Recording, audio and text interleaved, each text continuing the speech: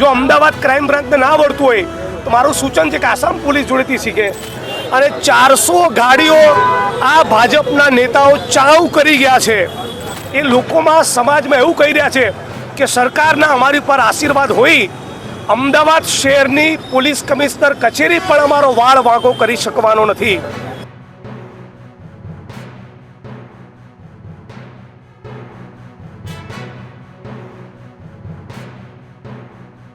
ગઈકાલે અમદાવાદ શહેરના અસારવાના ભારતીય જનતા પાર્ટીના એક વોર્ડ પ્રમુખ જયેશ ભાવસાર અને એક એએસઆઈ એ દારૂની હેરફેરમાં પકડાયા.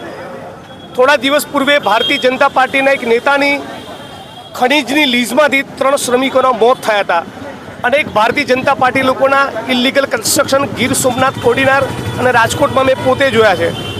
આજે પ્રકરણ એવું છે કે 2024ની લોકસભાની ચૂંટણીમાં ભારતીય જનતા પાર્ટીના ગાંધીનગર સ્થિત કાર્યાલય કમલમ ખાતે અમારે કેટલાક વાહનોની જરૂર છે એવું કહીને ભાજપના બક્ષીપંચ મોરચા સાથે જોડાયેલા પ્રિન્સ મિસ્ત્રી નામના એક ભારતીય જનતા પાર્ટીના કાર્યકર અને ડોડિયા સરનેમ ધરાવતા અમદાવાદ ક્રાઇમ બ્રાન્ચના એક પોલીસ કોન્સ્ટેબલ બંને એક ગુનાહિત ષડયંત્રના ભાગરૂપે 400 જેટલી 4 વ્હીલરો ગુજરાતના અમદાવાદના નાગરિકો પાસેથી એવું કહીને મેળવી કે તમે ગાડી કમલમમાં જરૂર હોય આપો, બદલામાં મહિને 35,000 રૂપિયાનું તમે ભાડું આપીશું.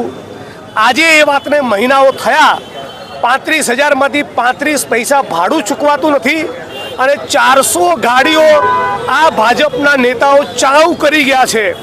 સૂત્રો પાસેથી મળેલી માહિતી મુજબ પીડિત પરિવારોના કહેવા મુજબ જે લોકોની ગાડીઓ છીનવાઈ એ લોકોની ગાડીઓનો પોલીસની નેમ પ્લેટ લગાવી અનેક અનૈતિક ગેરકાયદેસર પ્રવૃત્તિમાં, જુગારની રમતો રમવા માટે, દારૂની હેરફેર માટે, ડ્રગ્સની હેરફેર માટે અને બીજા કેટલાક ગુનાહિત કૃત્યોમાં અત્યારે ઉપયોગ થઈ રહ્યો છે. આના આઘાતમાં એક વ્યક્તિનું મૃત્યુ પણ થયું. આજે એ બાબતને 13 દિવસ થયા, એક પણ આરોપીની ધરપકડ થઈ નથી. આજે પોલીસ કમિશનરની કચેરીની બહાર ગુનો દાખલ નહીં થાય ત્યાં સુધી હું બેસી જઈશ એવી ધમકી આપી એ બાદ જ ગઈકાલે મોડી રાતે માધુપુરા પોલીસ સ્ટેશને ગુનો દાખલ કર્યો છે. તો આજે અમારી માગણી છે કે અમદાવાદ અને ગુજરાતના જે નાગરિકોની આ 400 જેટલી ગાડીઓ 4 વ્હીલર કમલમના ભાજપના નેતાઓએ હડપ કરી એ તમામ ગાડી આ પીડિત પરિવારોને પરત કરવામાં આવે. આ ગાડીઓનો જે પણ લોકોએ ગેરકાયદેસર ઉપયોગ કર્યો એની ઝીણવટપૂર્વકની સીસીટીવી ફૂટેજ મેળવી તપાસ કરવામાં આવે અને પ્રિન્સ મિસ્ત્રી અને ડોડિયા અને બીજા જેટલા પણ લોકો આ ષડયંત્રમાં સામેલ હતા એ તમામ લોકોની આવતા 24-48 કલાકમાં ધરપકડ કરવામાં આવે એવી માગણી લઈને પોલીસ કમિશનર કચેરી આવ્યા છીએ. ટૂંક સમયમાં આ આરોપીઓની ધરપકડ નહીં થઈ તો માધુપુરા પોલીસ સ્ટેશન અથવા ક્રાઇમ બ્રાન્ચ અમદાવાદની ઓફિસની બહાર અમે પલાઠી વાળીને બેસી જવાના છીએ. ગુજરાતમાં ગેરકાયદેસર ખનન કરવું, ગેરકાયદેસર મકાનો બનાવવા, દારૂ જુગારના અડ્ડા ચલાવવા અને ગુજરાતના નાગરિકોની ગાડીઓ પચાવી પાડવી, હડપ કરી લેવી, આની છૂટ જ્યારે ભારતીય જનતા પાર્ટીની સરકારે એ ભાજપના કાર્યકરોને આપી હોય એવો માહોલ સર્જાયો છે.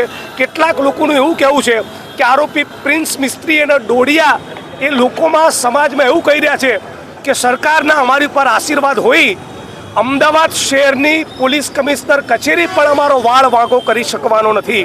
એટલે આપના માધ્યમથી અમદાવાદ શહેરના પોલીસ કમિશનર અને ગૃહમંત્રી હર્ષ સંઘવીને પૂછવા માગું છું કે શું તમે આવા ગુનાહિત કૃત્યો કરનારા લોકોને છૂટો દોર આપ્યો છે? 13 દિવસ થયા, અમદાવાદ ક્રાઇમ બ્રાન્ચ જેવી સોફિસ્ટિકેટેડ એજન્સી શા માટે એક પણ આરોપીની ધરપકડ કરી શકી નથી? એ સવાલ આપના માધ્યમથી પૂછવા માગું છું. અને તમામ આરોપીની ધરપકડ નહીં થાય ત્યાં સુધી અમે આંદોલન મૂકવાના નથી. ક્રાઇમ બ્રાન્ચમાં બી ગુનો દાખલ થયો છે પ્રિન્સ મિસ્ત્રી સામે ગઈકાલે રાત્રે, એ અલગ છે કે માધુપુરા? ગઈકાલે માધુપુરા પોલીસ સ્ટેશન સાથે મારે આજે વાત થઈ. ગઈકાલે મીડિયાના મિત્રોને આપેલા મેસેજ બાદ મોડી રાતે ગુનો નોંધાયો છે. કદાચ ક્રાઇમ બ્રાન્ચ અમદાવાદનું મોનિટરિંગ કરે છે.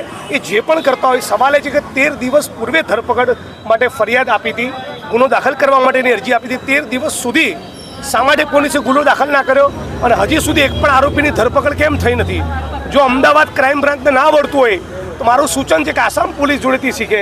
મેં એક ટ્વીટ કર્યું તો 2,500 કિલોમીટરથી આસામ પોલીસ લેવાઈ. અમદાવાદ ક્રાઇમ બ્રાન્ચની ઓફિસ અને અસારમાં બેઠેલો આરોપી વચ્ચે ખાલી 2.5 કિલોમીટરનું અંતર છે. તમને પકડીને બતાવો ને તમારામાં પાણી હોય તો.